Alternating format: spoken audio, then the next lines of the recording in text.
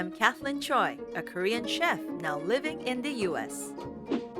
My passion is creating healthy and delicious foods using some of my favorite Korean ingredients. Join me in learning about Korean foods, ingredients, and culture. Next on Cathlyn's Korean Kitchen. Today's recipes are based on the most popular staple Korean food, kimchi. First, I'll share a secret family recipe of making quick and easy cabbage kimchi. And later, using kimchi as the main ingredient, I'll show you how to make protein-packed, nutritious tofu kimchi stir-fry and delicious pan-fried egg rolls.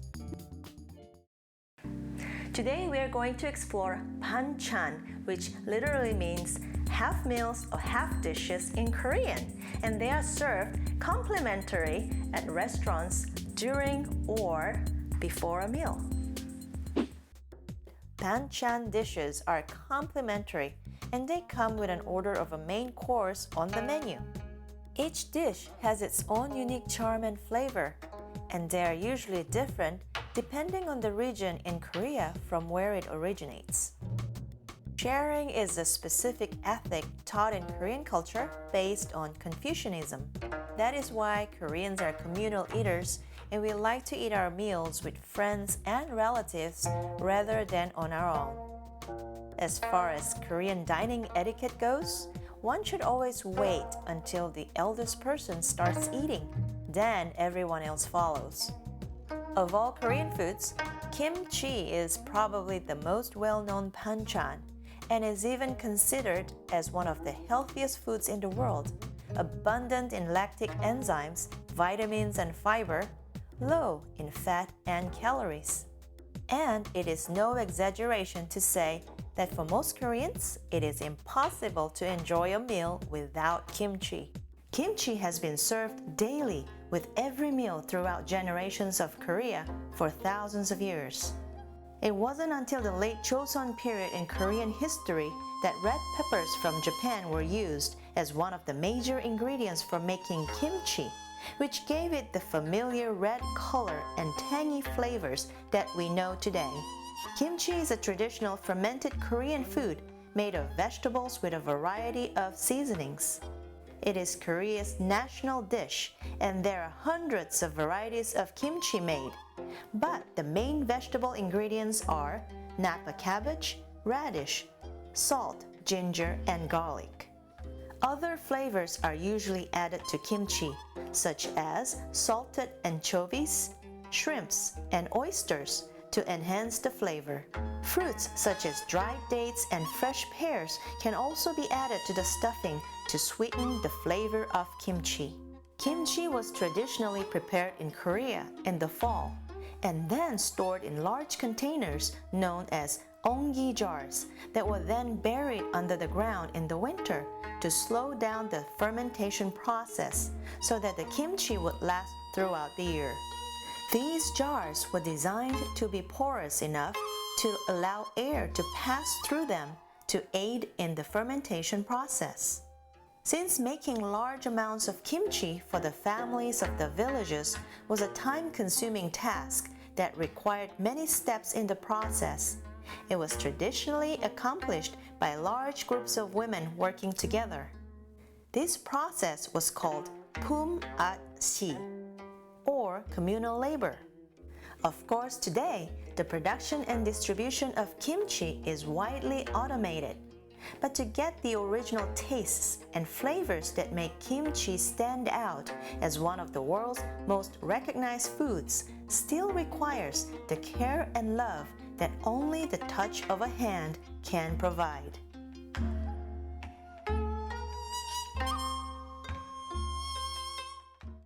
So today I'm going to show you one of my favorite kimchi, cabbage and daikon radish kimchi.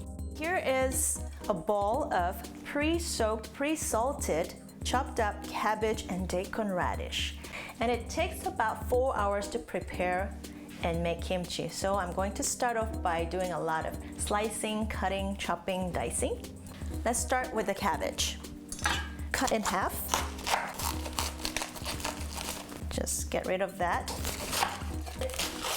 Any way you like, but you don't want to shred it either. You need a large container like this. I'm gonna chop up some daikon radish. Make sure you peel the skin of the daikon radish. Cut them in 1/8 of an inch thickness in squares or pie shapes. In general, people think making kimchi is a hassle, so what I'm making today is called mak kimchi, where you basically cut up the vegetables and mix them all together freely with the sauce and stuffing. And then we have to let it sit in salt water for about 3 hours, or until they soften. For pickling vegetables, we have to use the rock salt. And in this case, cup of water and about 2 heaping tablespoons of salt. You don't want to go overboard with the salt. Mix until it dissolves. So we'll pour the salt water onto the cabbage and daikon radish. What you need to do is also check back every hour or so and just make sure they're all distributed evenly, and then just give it a little toss. So we will leave this aside and then chop up the rest of the vegetables and make the kimchi sauce. Slice up the onion. Just cut the ends off and slice them in half. Since this is a large onion, I'm going to use only half. And just from the ends, slice thinly. Next, the leek. So just cut the end off like this. Slice it sideways like this. And last but not least, the chives. Again, you have to rinse in water.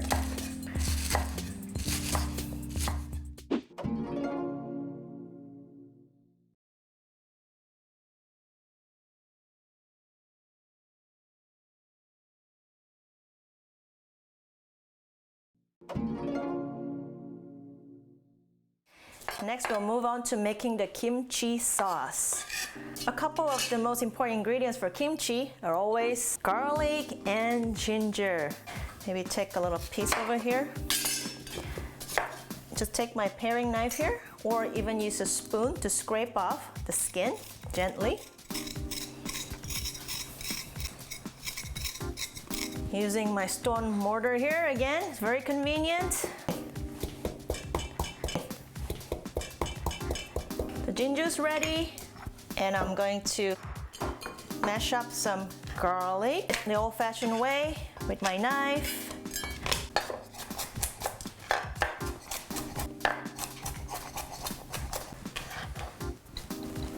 Ginger, about 2 heaping tablespoons. And to this, the gochugaru, which is the Korean chili flakes. It's so important. As you can see, they're not really fine, and I bought the medium spicy chili flakes. 5 tablespoons of gochugaru. Of course, we can't forget the fish sauce. What I have here is Korean anchovy sauce. And if you can't get that in the stores, you can just use regular fish sauce. 6 to 7 tablespoons. I'll add a tablespoon of organic cane sugar. You can also chop up some fresh pear if you like. That helps with the sweetness. You know, in order to mix all the ingredients properly, you have to use your hands. That's what my mom and my grandma told me to do it. But since the chili flakes will stain your fingernails, I'd recommend using some disposable gloves. As I've explained earlier, pre-soaked, pre-salted, and rinsed cabbage and daikon radish. They're pretty soft. We'll add all the other vegetables. Once you mix it with the kimchi sauce here, you'll get a lot more moisture during the fermentation process from the vegetables. mix it all together.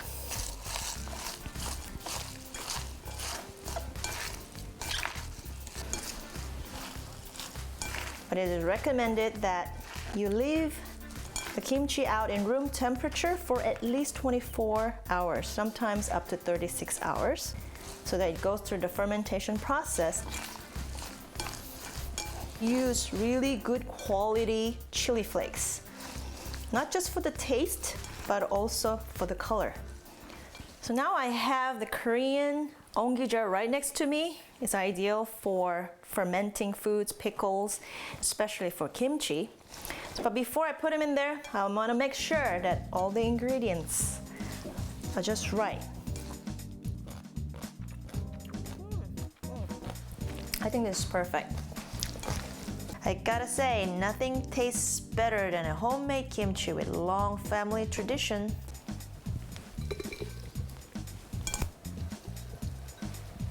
It's just the perfect size ongi jar. Right amount of space here for it to breathe. And then we'll close the lid and let it ferment in room temperature for the next 36 hours before it goes in the fridge.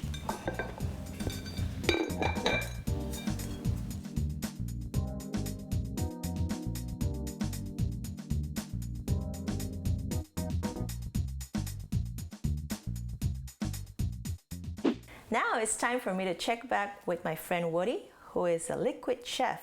It'd be interesting to see what kind of drink he comes up with using kimchi.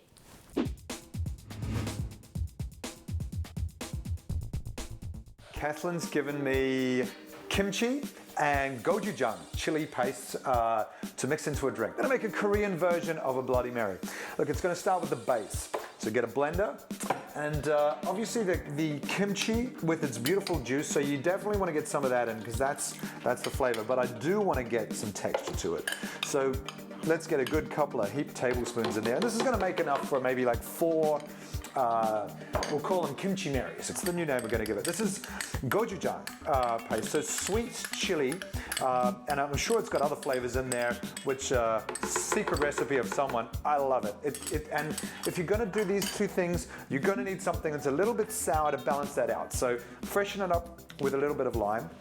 Let's take half a lime, just give it a good, there you go. Just like that. Tomato juice, obviously, because we do want something to mix with what would traditionally be vodka in a Bloody Mary world, but it won't be in this case. We're going to use, well, soju, of course, the national spirit of Korea. So, onto the blender, give it a whirl and take it up. Blend and blend and blend and blend and blend. Now, kimchi is fermented, as far as I understand, fermented cabbage in a way. So, I've got a jug, here we go, just in she goes like this, and that should take the bulk of the, and watch this, here's a trick for you. Get a spoon, scrape her through. So this here, we'll put that aside because we only need a little bit like that. So for the garnish, I'm gonna use something, you know, a little bit of lemongrass, take a spear like this, and then just through the middle like that.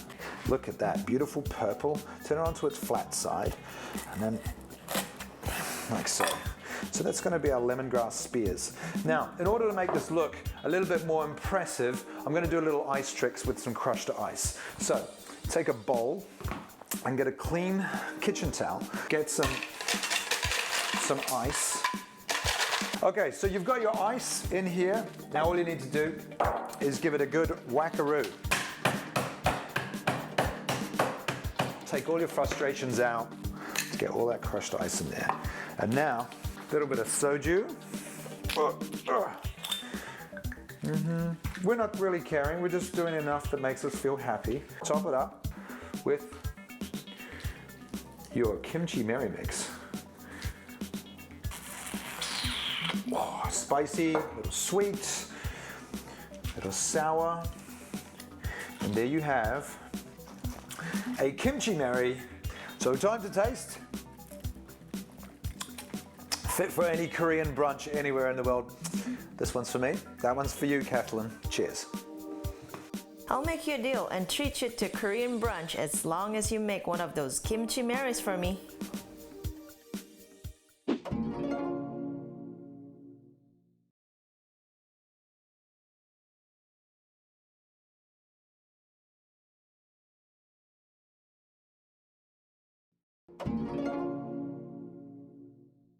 Using kimchi as the main ingredient, I'm going to make a couple of fusion dishes. First, coarsely chop up curd of tofu.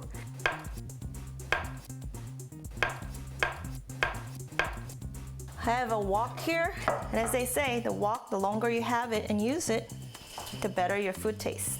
So let it heat up. I'm going to use some sunflower oil. It's very low in calorie. All I'm adding to this is a little pinch of sea salt and a pinch of black pepper. On the other side is golden brown. There you go, beautiful. I think it's ready, it's all cooked. And here I have 3 large eggs.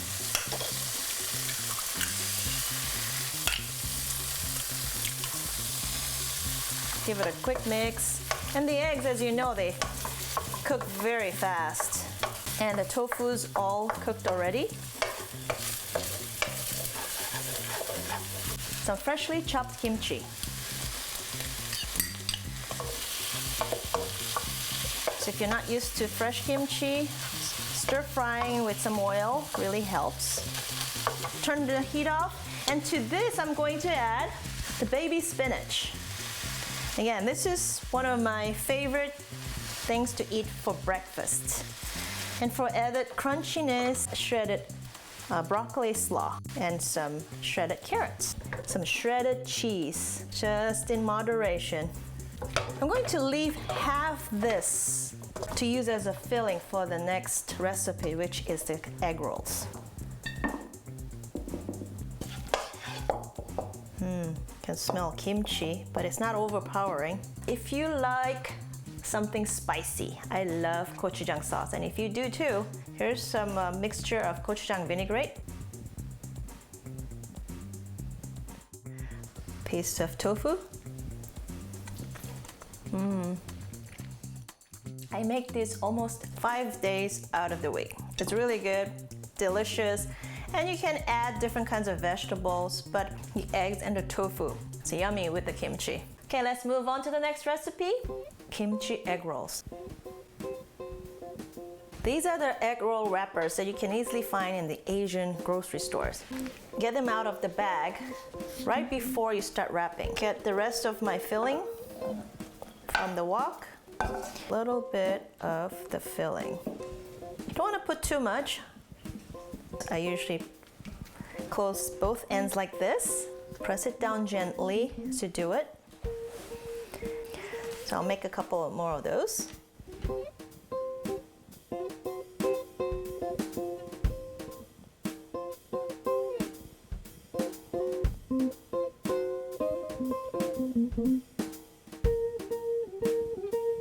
So in a skillet, heat up some oil. This time I am using some grapeseed oil, which is very common in Korean kitchen.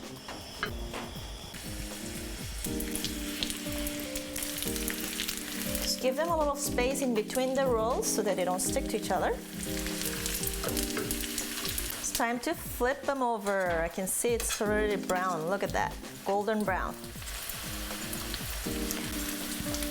Since I don't have a lot of oil in the pan, you want to also make sure that the sides are also cooked. Browned, nice and crispy on the outside, on all sides. I believe the egg rolls are done. Golden brown. Turn it off, and I have a strainer here with some paper towels to soak up all the oil. Now I'm going to make the peanut sauce. I have some dried roasted peanuts here. Just going to put them in a Ziploc bag. Doesn't make a mess on your cutting board. Let's just put them in a bowl. A little bit of sesame oil. Again, this is the anchovy sauce. 3 tablespoons in there. 2 tablespoons of red pomegranate vinegar. 2 tablespoons of oyster sauce. Really adds to the flavor, and also it thickens up the sauce. Very flavorful. And gochujang vinaigrette. Chop chop up some cilantro in here.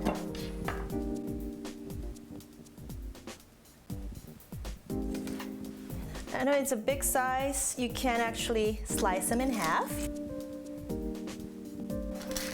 You can hear the crispiness of the egg roll wrapper.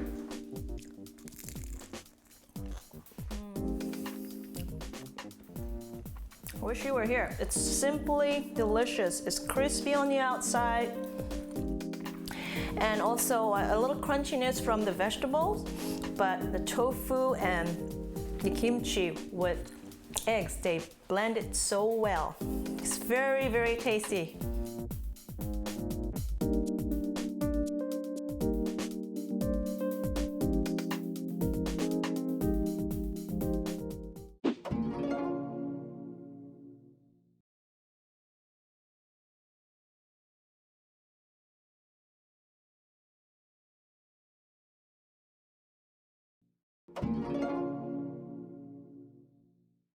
Now it's time to see what Dr. Dia has to say about the health and nutritional benefits of today's ingredients. Kimchi is a superfood packed with B vitamins, especially B12, which is essential for high energy, beautiful skin, and even helps protect against certain cancers. Like other naturally fermented foods, kimchi is a source of healthy probiotics, which help protect the gut lining against unhealthy bacteria, cuts down on undesirable digestive symptoms, and improves your overall immunity. The chilies and garlic in kimchi are also naturally anti-parasitic and antimicrobial, which wards off illnesses and unwanted suitors. That's all for now. I hope you enjoyed today's recipes, and until next time, take care everyone, and remember, life's delicious, so taste it.